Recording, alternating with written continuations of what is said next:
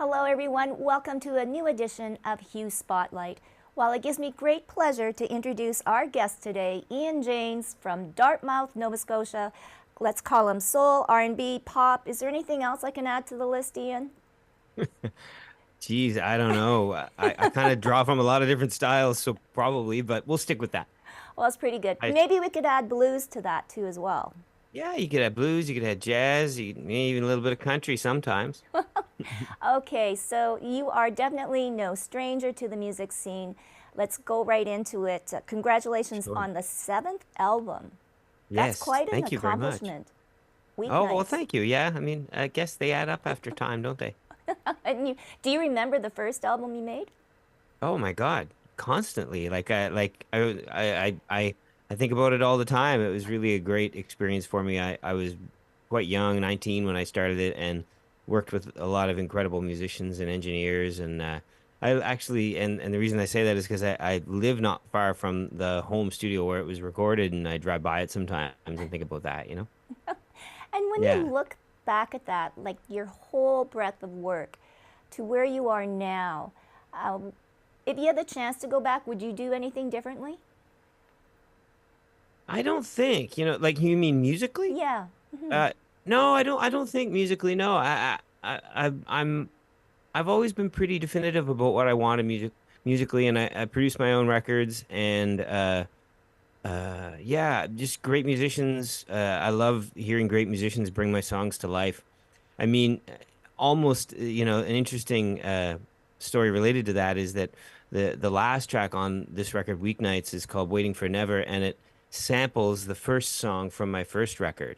So that's kind of like a literal through line through my catalog. So I liked some of the elements of that song and sort of developed it into a new song based on that one. So I guess that's sort of a that answers the question. I still feel confident enough in that material that I want to keep kind of revisiting it. So Well, and it's interesting because now with all of the songs that you have done, how do you keep things fresh, or or is it like you said, sometimes obviously you have to look back at the treasure trove that you've got and dust things off or whatever, but for you yeah, the I creativity. mean, it does get to a point after a while. Like I remember speaking about this with Joel Plaskett at one time years ago, who I've written with and who's a friend, and like how you get songs that aren't identical, but they're maybe a duplicate when you're putting together your live store show in terms of like tempo and feel and the vibe they create.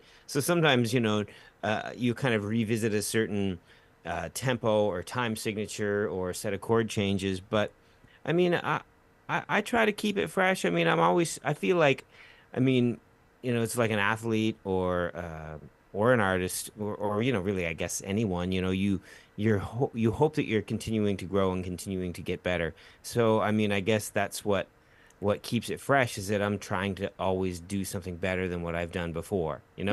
And sometimes I do and sometimes I don't? Like Oh, I'll even look back now, after I've put something out and I've put something out that I feel really confident in.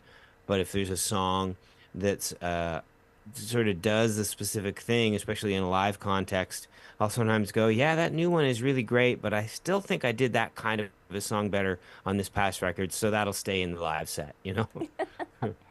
okay, Yeah. so this new album, number 7, hmm hmm in your mind the best of your work, or is there still more to Oh, come? geez. I don't know. I don't think I'd ever say that. I mean, it's the most it's like sort of a cross section of where I am now musically. That's what a record is, right? It's like same as a painting, there's if you were an artist, it's sort of an expression of where your head was at and what your interests and sort of what you were most focused on at the time. So, I mean, there are things about it, sonically that I like because, through trial and error, you refine that each time, but the sonics of the record are purposefully chosen and the approaches are made to suit the material. So, yeah, there's certain things that I'm certainly very proud of it, and I feel like it's a great cross section of where I am right now.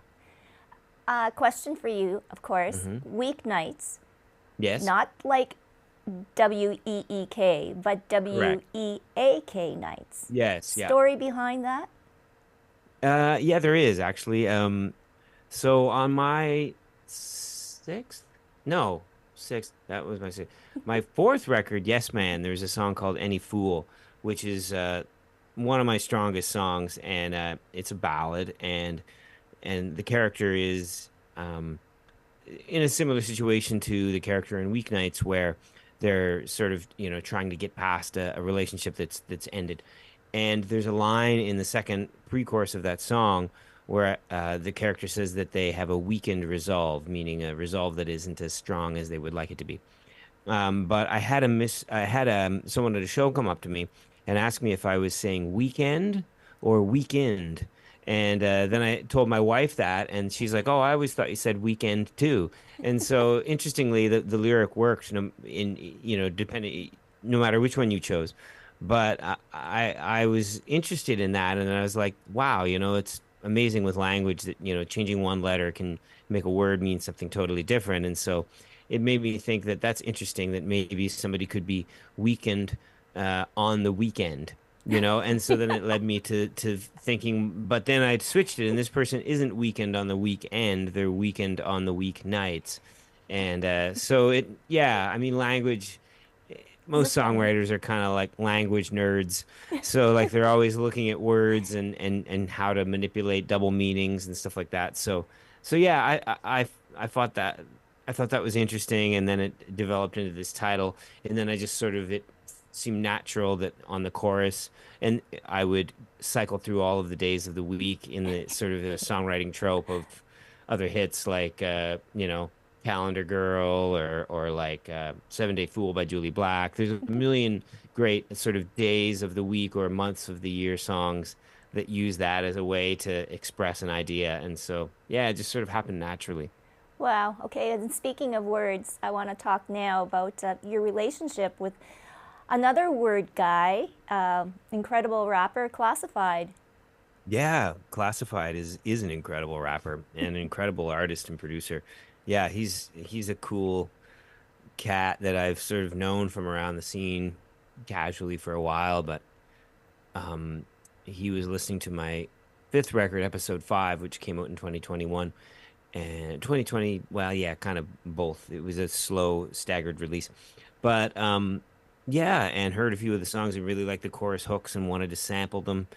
And it resulted in, yeah, 2 of the singles from his new album, Luke's View, that just came out were sample my songs and feature my voice. Although on the second one, it's pitch shifted, so it doesn't sound too much like me. But the first one did, and it was a feature with me and called Wonder. And so yeah, that's been great. I'm doing actually and guesting on a show of his next week in St. John, New Brunswick, opening for Snoop Dogg. So that's gonna be really cool. Yeah. Oh my goodness. Well, Yeah. hey, you can just maybe slide in a few of your hooks then with Snoop Dogg, and who knows what might Hey, happen. hey, who knows, right? Maybe he's around and he hears it. Maybe he likes them.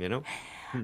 Okay, so what is it about the East Coast? Is there something in the water that all of these like incredible artists now are coming up and like making their sound across the Well, country? I don't know. Well, thank you. Yeah. I don't know. Maybe the geographical isolation over the years has sort of genetically built us to really know how to entertain ourselves. Maybe. I'm not sure. I mean, it's a beautiful place to live. People are friendly, and the music scene is pretty vibrant for the size of the population. So, and we have a lot of good supports, funding supports, and a good East Coast Music Association and the Music Nova Scotia, which are two sort of provincial or regional, well, provincial and regional, respectively, bodies that that do a lot for building talent. So I've been the recipient of a lot of support there my whole career. So maybe that's got something to do with it. I don't know if other provinces and territories have quite as much infrastructure there as we do. So we're lucky to have it. Well, no, it's pretty amazing some of the things that are coming out from the East Coast. And so just keep on coming, keep All on right. Well, producing, that's all we keep know. on That's writing. all we know. All we do, right? We just keep going. All right, so we can bank on at least a 10th album too. We're skipping right over to album number 10. Oh, Does yeah. it I mean, don't well, really know. I music think will I'll I always think be. I'll be in the ground when I stop making records. Okay, so I'm gonna let you introduce your video, Ian. Oh, okay, great. This is a really fun video that I did with a director named Jeff Miller and a cinematographer called Charlie Benoit for my song Weeknights, which is the title track of my new record. And it's a lot of fun and it's a lot of laughs. So I hope you enjoy it.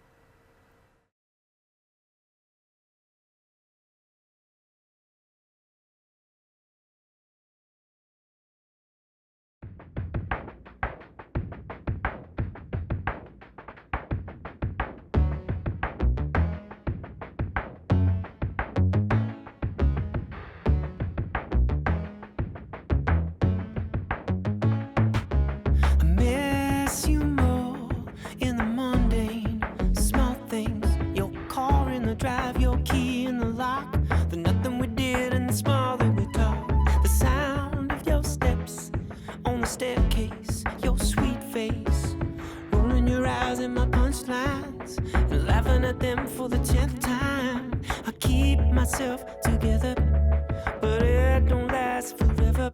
On Friday, I got a paycheck. I can drink till there's no you left. Saturday night, got the fever. Sunday, I'm a believer. But Monday through Thursday, I feel you in the worst way. I can pretend like an Oscar winner, but my skin gets a little thinner on those weeknights. Ain't no right on the weeknights. I made my bed and I'm lying, denying the role I played in the love I lost, seeing how much my pride really cost. I keep myself distracted, but the fact is, stubborn ain't the same as strong. Loving like that won't last long, so I bandage up my feelings and make believe I'm healing. On Friday, I got a paycheck.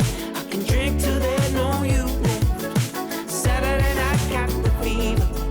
Sunday, I'm a believer.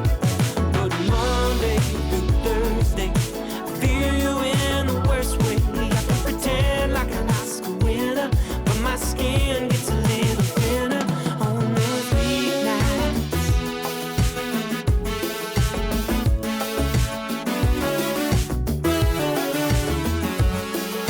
Ain't no right on the weeknights. So I bandage up my feelings and make believe I'm healing. On Friday, I got a paycheck. I can drink till there's no you left. Saturday night,